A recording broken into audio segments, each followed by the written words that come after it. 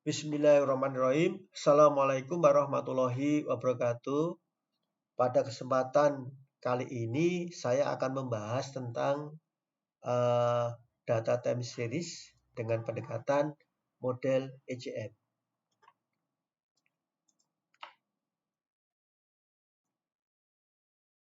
Dari data yang saya miliki, jadi saya sudah punya data yang saya ambil dari OJK, data tentang keuangan bank konvensional di Indonesia ya. Data saya ambil dari tahun 2021, diawali Januari, berakhir 2024 Agustus. Nah, kenapa dalam model ini saya tidak menggunakan pendekatan regresi berganda? Ya.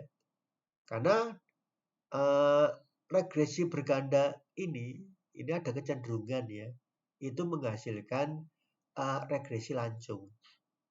Kenapa? Karena biasanya teman-teman kalau regresi berganda tidak pernah menguji stasioner data. Karena penting sekali nih ya untuk uji stasioner data ini ya. Nah, makanya kemudian, dan kenapa saya pakai ECM? Nah, kita lihat dulu secara kerangka teori. Jadi error correction model adalah model regresi dinamis yang digunakan untuk menggambarkan hubungan jangka pendek dan jangka panjang secara simultan antara variabel ekonomi dengan syarat bahwa variabel tersebut tidak stasioner pada level tetapi terkointegrasi. Jadi ECM itu berangkat ya. ECM itu berangkat dari dua fakta ya. Bahwa banyak variabel ekonomi itu bersifat non-stasioner. Jadi hubungannya itu karena tren saja. Oh ini naik. Ya. Ya itu karena tren ya. Tapi apakah betul ya? Jadi contoh itu adalah tentang return on asset ya dengan kredit. Apakah betul kalau kreditnya naik maka ini juga naik? Nah itu hanya dugaan saja ya. Jadi itu hanya biar terjadi kenaikannya karena tren. Biar terjadi kreditnya naik, return on asset itu tidak naik. Kenapa? Karena banyak terjadi yang namanya kredit macet. Ya trennya naik kreditnya. Nah itu ya. Tapi kenaikannya hanya kenaikan dari tren saja ya, tren saja. Maka ECM menjelaskan bagaimana penyimpangan error dari keseimbangan jangka panjang pada periode sebelumnya dikoreksi pada periode berjalan. Nah, kemudian dua hal penting ya. Kenapa ECM itu menjadi sangat penting digunakan? Karena satu, banyak variabel ekonomi bersifat non-stasioner. Yang kedua adalah variabel tersebut tidak memiliki hubungan keseimbangan jangka panjang, long run equilibrium. Sehingga ketika terjadi guncangan, variabel bisa menyeimbangkan dari keseimbangan. Namun akan ada mekanisme adjustment proses untuk kembali ke jalur keseimbangan. Jadi inilah dasar kenapa ECM itu lebih cocok digunakan untuk model seperti ini. Nah, tahapannya, ini ada tahapannya ya. Jadi semua data harus lolos uji stasioner di data first difference. Kalau lolosnya di level, maka regresi berganda atau model PAM adalah model yang sangat cocok. Tapi kalau lolosnya adalah di second difference, nggak cocok ya. Untuk ECM nggak cocok, untuk regresi berganda nggak cocok, PAM nggak cocok. Jadi ECM hanya cocok untuk data yang stasioner di first difference. Kemudian terjadi kointegrasi. Residual kointegrasi stasioner di level dan terkointegrasi. Tahap ketiga, estimasi persamaan jangka panjang, long run equation. Kemudian pembentukan error correction term, nanti kita turunkan dari jangka panjang, kita turunkan ECT. Dan ECT itu wajib lolos di stasioner di data level. Nah, kemudian kita estimasi jangka pendek dengan ECM, baru asumsi klasik dan kita analisis hasil regresinya. Ingat, ECM hanya sah digunakan variabelnya first different, terdapat kointegrasi, dan error term stasioner di level.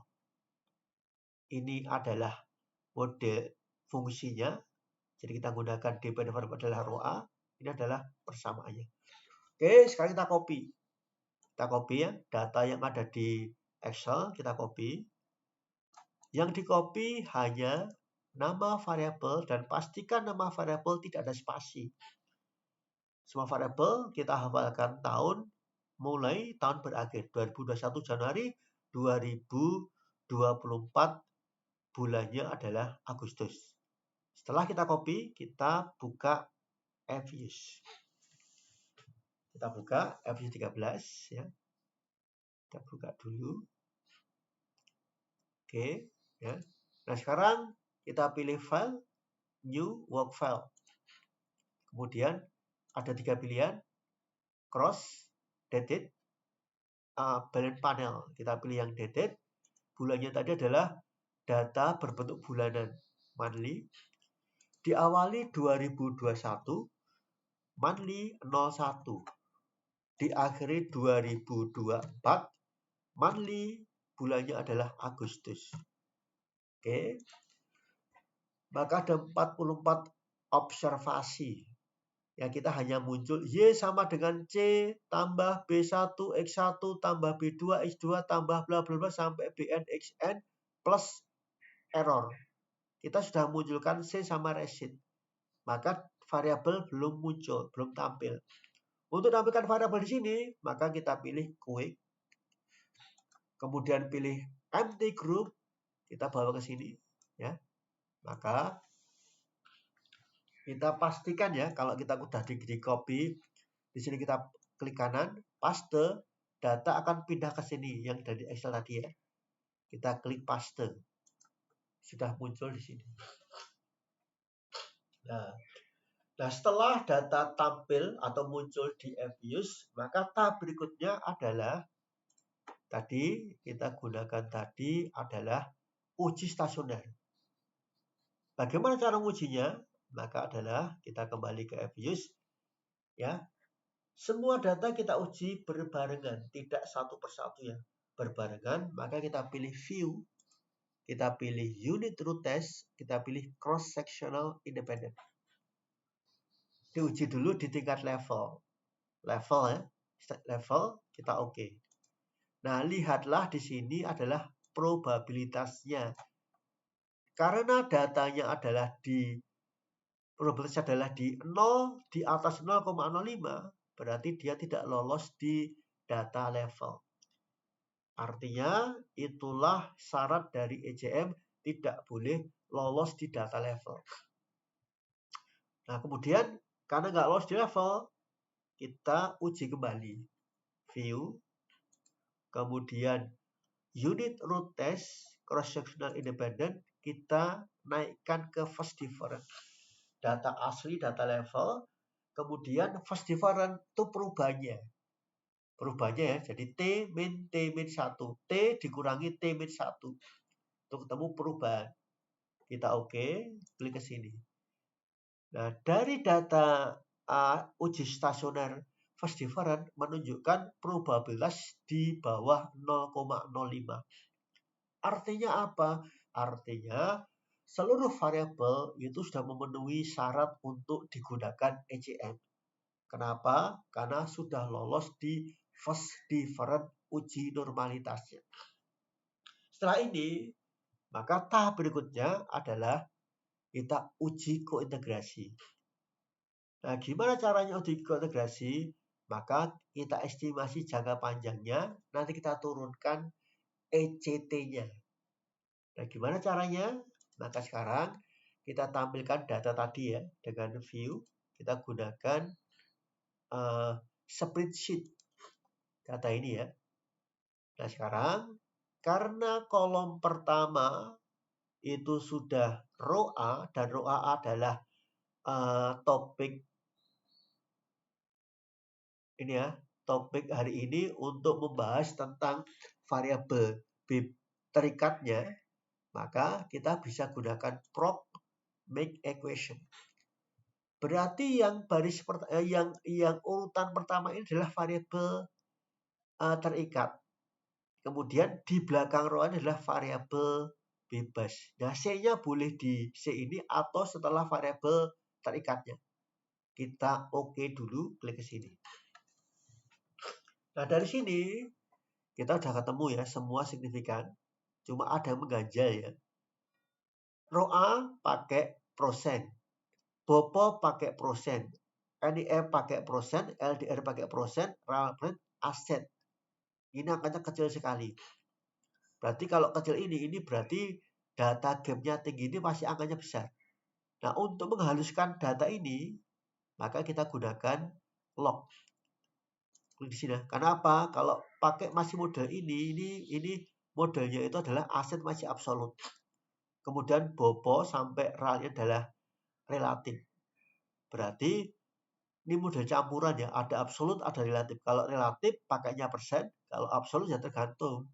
Kalau tadi pakai rupiah ya kenaikan rupiah berdampak kepada persen row A. Maka kita samakan saja menjadi relatif. Estimate, maka yang angkanya besar tadi kita log di sini. Kita log ya, kita log aset. Kita log aset ini.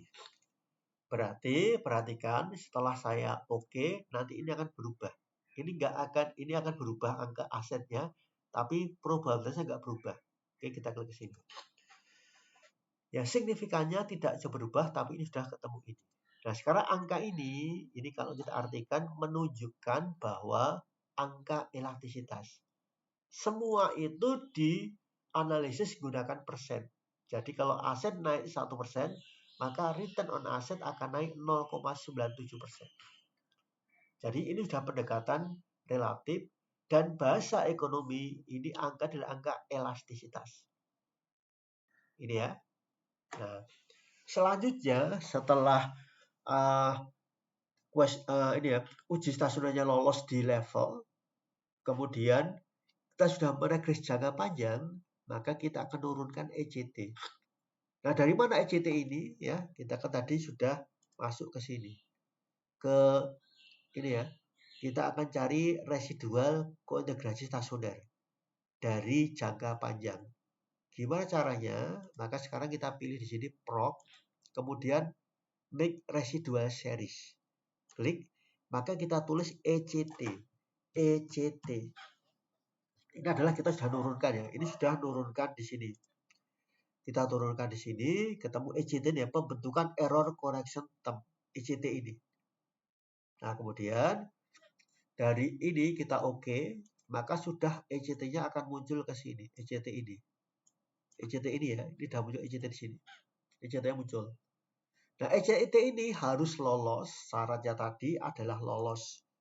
Dia harus lolos di ini cirinya tadi ini loh. Error term stasioner di level. Yang ini level. Maka kemudian kita gunakan tadi view, kita gunakan unit to test, kita gunakan breakpoint boleh. Level tuh ini, klik OK. Ke sini. Maka dia lolos di 0,01 ECT-nya. Karena lolos di level dan seluruh variabel tadi lolos di first difference, maka sekarang kita akan membentuk persamaan baru.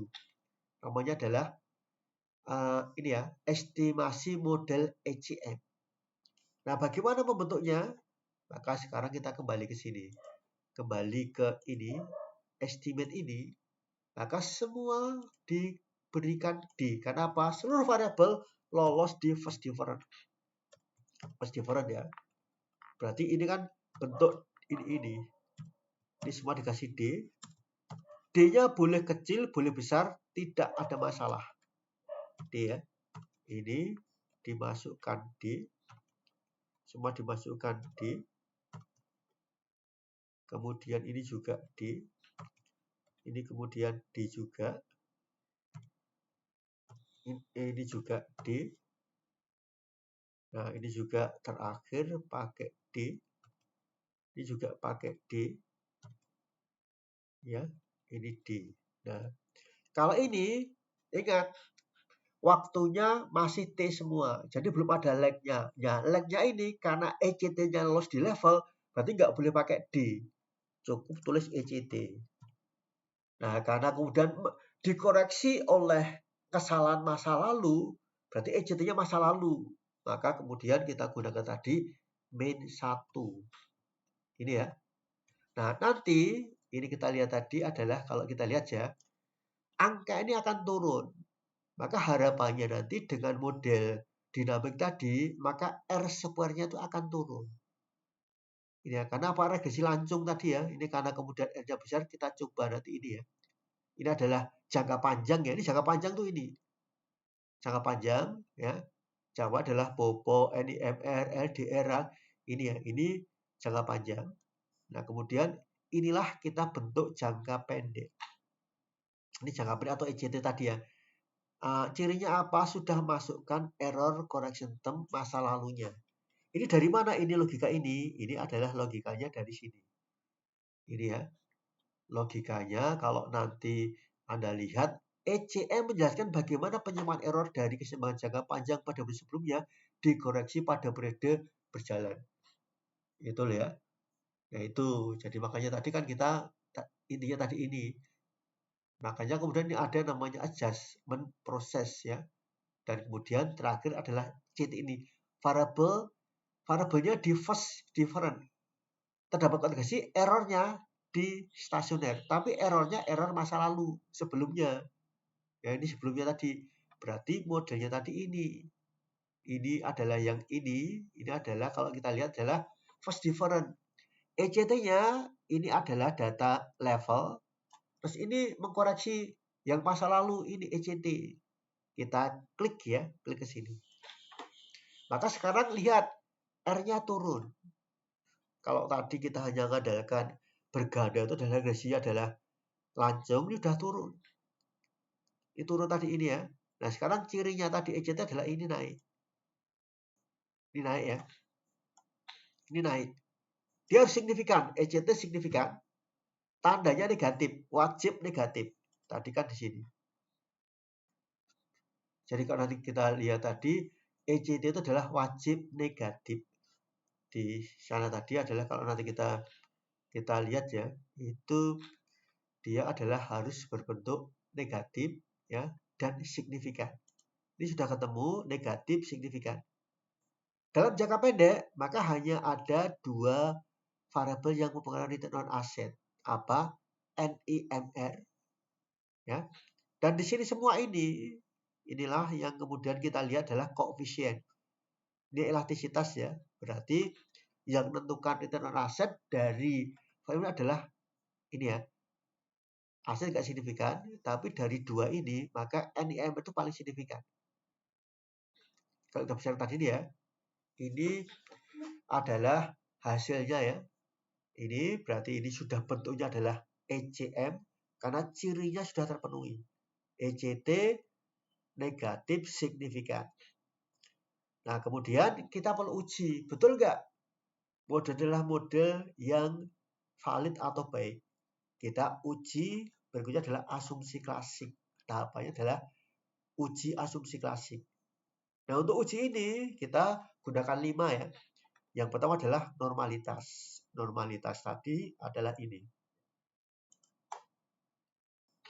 Ini ya. Nah, ini tidak wajib ini. Ini nggak wajib ya. Oh, kalau ini kemudian 0,02 tadi ya. Ini tidak wajib karena N-nya juga sudah 43. Ini tidak wajib ya. Kemudian yang kedua adalah kita gunakan tadi adalah yang berhubungan dengan Ramsey Research Test. Ini adalah berhubungan dengan ini juga tidak wajib. Yang wajib adalah 3. Multiple, hetero, sama auto. Kita kembali ke sini. Kita uji untuk sini ya. Kita gunakan tadi adalah varian influenza vektor. Klik ke sini. Angka ini semua di bawah 0, di bawah 10. Artinya karena sudah terpenuhi, berarti tidak terjadi multi-call dalam model. Karena di bawah 10. Yang kedua adalah ini. Kita gunakan tadi adalah hetero. Heteronya ini. Ada 5 tes tipe dari brace pagan hingga custom test wizard. Kita gunakan brace pagan, variabelnya adalah resid pangkat 2. Jadi variabel bebasnya tadi ini gesture tadi ini. Klik OK. Angkanya sudah di atas 0,05. Kalau kita bicara tentang uji hipotesis untuk asumsi klasik, maka harus tidak signifikan. Kenapa? Karena ingin menerima hipotesis 0. Ini betul. Ini tidak signifikan. Kalau ini nggak signifikan, berarti ini semua nggak signifikan ini ya. Cenderungan tadi ya. Kita gunakan tadi. Ini juga sama, ini nggak signifikan. Berarti lolos. Terakhir, kita gunakan view. Residual diagnostik kita gunakan autokorelasi. Klik ke sini. Oke.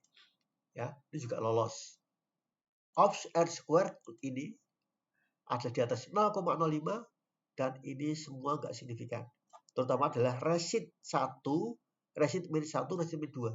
Karena apa? Autokorelasi itu adalah residual dipengaruhi residual masa lalunya. Ini nggak signifikan, ini juga nggak signifikan. Nah, akhirnya inilah kalau kita lihat tadi model ECM-nya tadi ini. Nah, tinggal nanti kita sandingkan dengan model jangka panjangnya. Karena ada kointegrasi ya, ada hubungan antara jangka dengan jangka panjang. Nah, nanti ini tinggal kemudian dianalisis. Ya, mungkin ini sedikit dari saya ya. Ya, mudah-mudahan yang sedikit ini ada manfaatnya.